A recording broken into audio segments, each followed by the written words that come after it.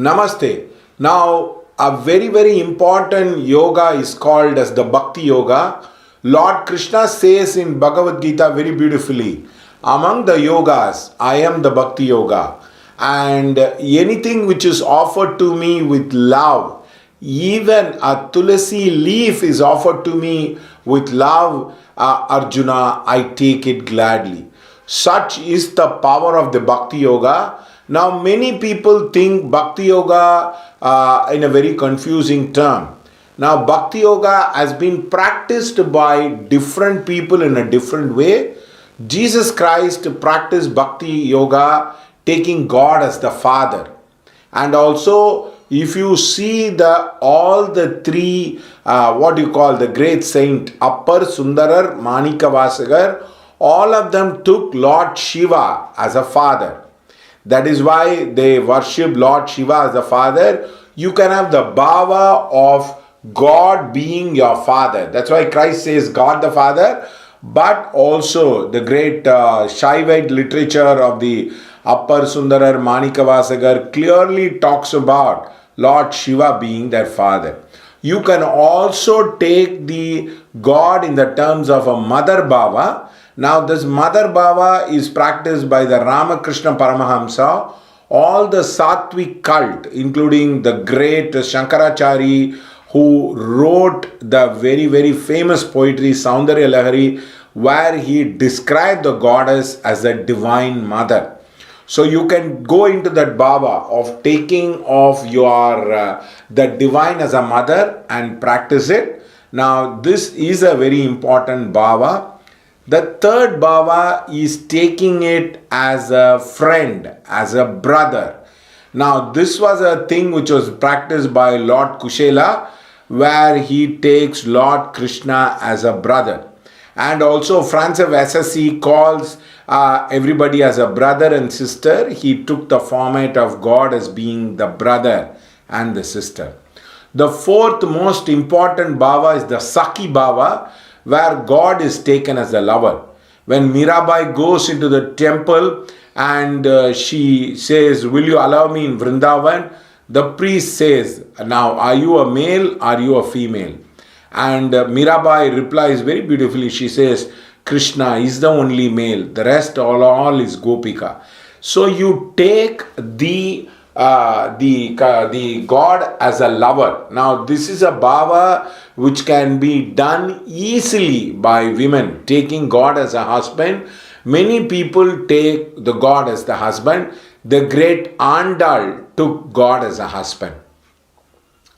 She says, I dreamt, oh my friend, that I was getting married to Lord Vishnu himself. That is a great poetry. It's called Varanam Ayiram. In that he says, Kana Kandenadi Thori, Madhavan Kaitala. That is, I held the hand of Vishnu, held my hand and I got married. Now this is the bhava which is practiced in Tantra also. They take the women as a consort and then they try to practice, but that is a very dangerous bhava for men. It's called as the Veer Bhav. And you take God as the master and you become the servant, which is the quintessence of Karma Yoga. Now many people do this and says God is Ek Sab Hai Malik Hai, and they try to practice this bhava of God the master and we are all as the servant, and this is a wonderful bhava to practice. The other bhava to practice is the God as the enemy who needs to be conquered. All the Asuras practice this bhava. Ravana practiced this way, Hiranyakashipu practiced this way. All the great Asuras wanted to conquer. Lucifer, the Satan, also wanted to win over God and to conquer God. And ultimately they get killed by God, and that is how they attain the moksha. The other one is God as nature. Vadiya paire kandabodallam vadinen. That is the power of compassion, where you try to take everything, the birds, the bees, the animals, everything as an embodiment of God.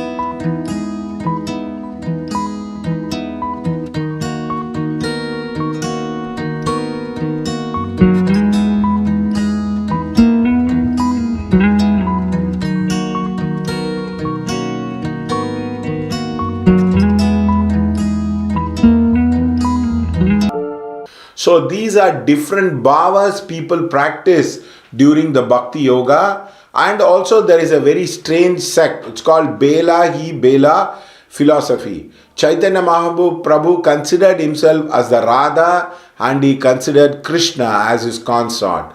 Now many Bhakti school, including Annamachari, practices God as their consort, but they become women. In fact, Annamachari wore women clothes. It is, it is very, very different. They do consider this way. And also a lot of people who are nine and who are like eunuchs, they take Lord Shiva.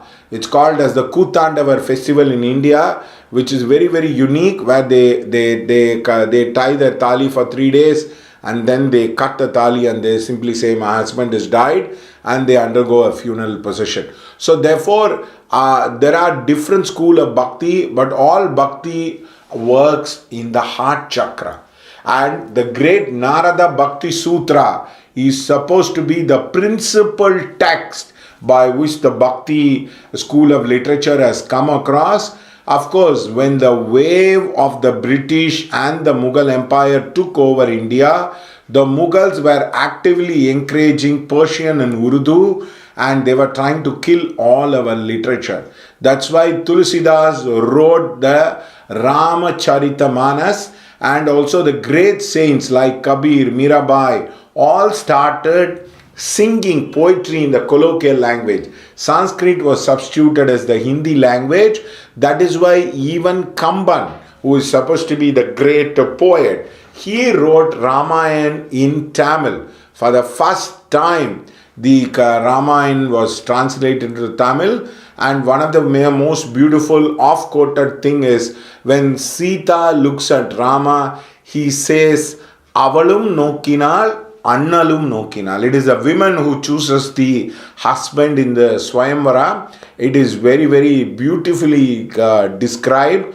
And also Kambanarvan says very, very beautifully, when Ravana was supposed to get up the next day and try to fight the battle with Rama, he says, it is as if Ravana has to pay somebody huge debts. That is why he said, Kadan pattar nenjai pol kalanginan ilangevendan. So imagine the amount of credit card, imagine the amount of mortgages you have. That is the power of suffering which Kamban describes about Ravana, most apt metaphor. So that was a major change which was brought into the Bhakti literature.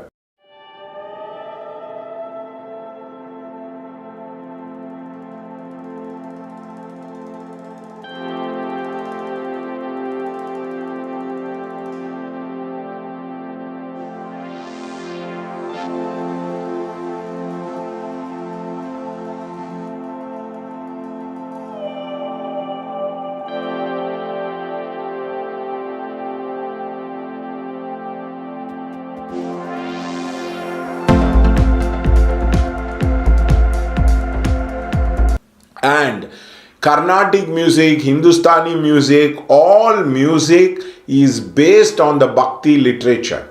For example, one of the famous song, Kandanal Mudal Kadal Perigudadi, that is a song for Lord Subramanya written by Papanasam Sivan. That is a Bhakti literature. You can see the entire Tyagaraja Kritis, you can see all the Dikshidhar Kriti, everything is based on the Bhakti literature.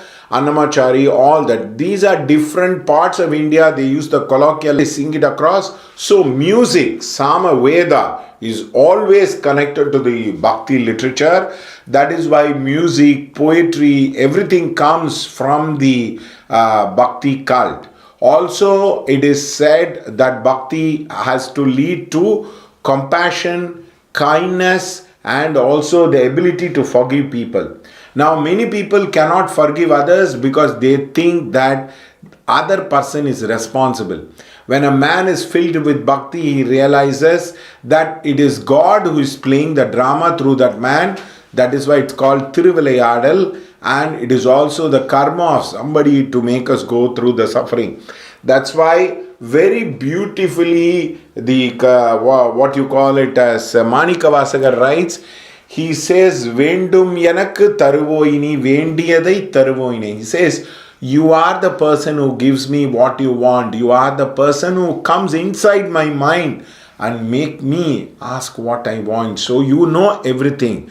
So in that sense, you stop blaming people. You feel it is the will of the God which happens. You feel very peaceful. You feel very happy because you surrender your will to the divine. That is why in Vaishnava literature it is called as the Sharanagati principle. They say you please surrender everything to God. So that's why God can never be comprehended. That is why in Shiva Sutras they say Jnanam Bandha hai.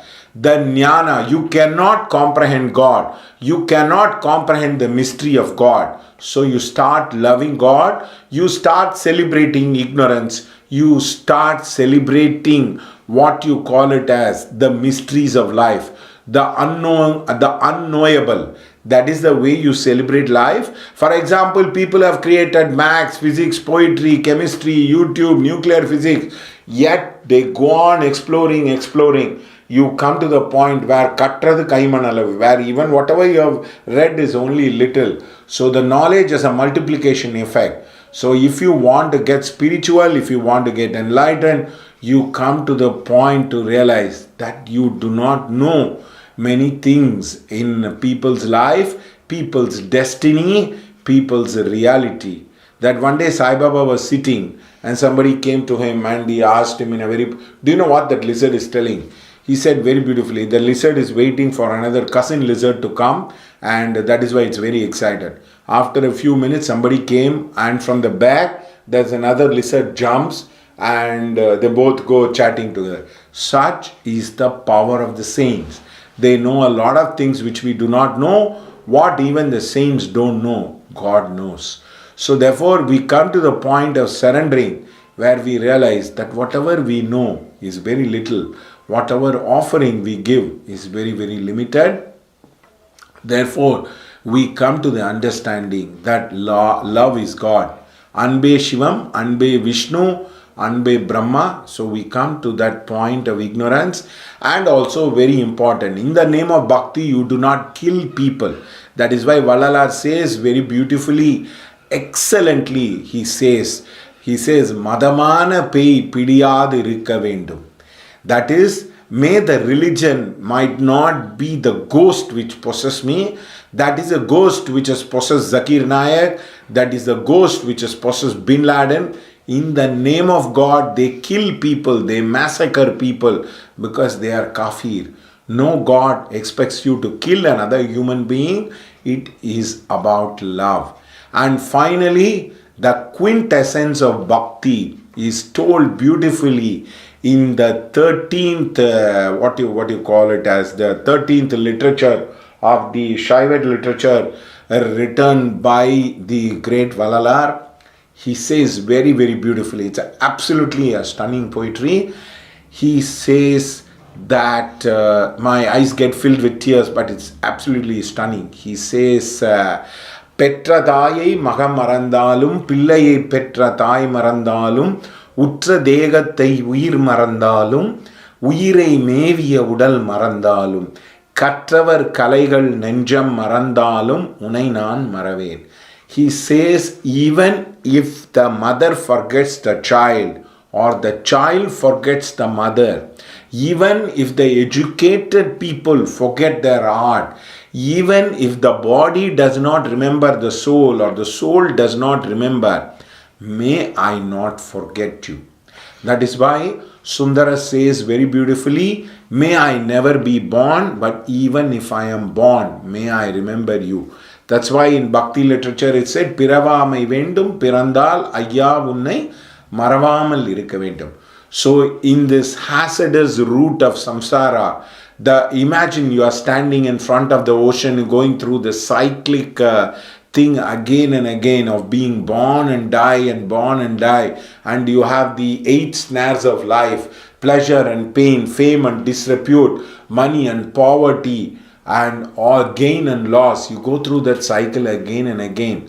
To stop this cycle, we need to remember one thing. It is called prayer without ceasing. It is called Nama Smarana. It is as you get up, you remember God.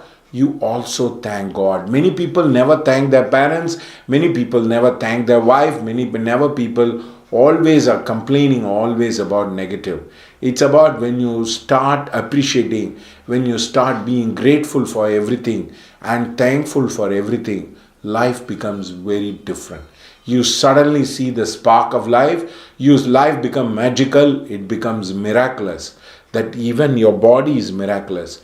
The heart is beating. There are miles and miles of arteries where the blood is flowing. Even the Madras Corporation cannot make the flow water like that. Such is the power. No other electronic instrument can work like that of the human brain. Such is the power on the magic of God. I wish you all the best. May all of you get enlightened. May whoever sees the video, may they get benefited. May their memories and their samskaras for remembering God and making meaning in their life, may it happen. May you follow your truth. May you follow the dharma. And may you take refuge in the God. And may you be free of all the evil forces in the world. Thank you so much.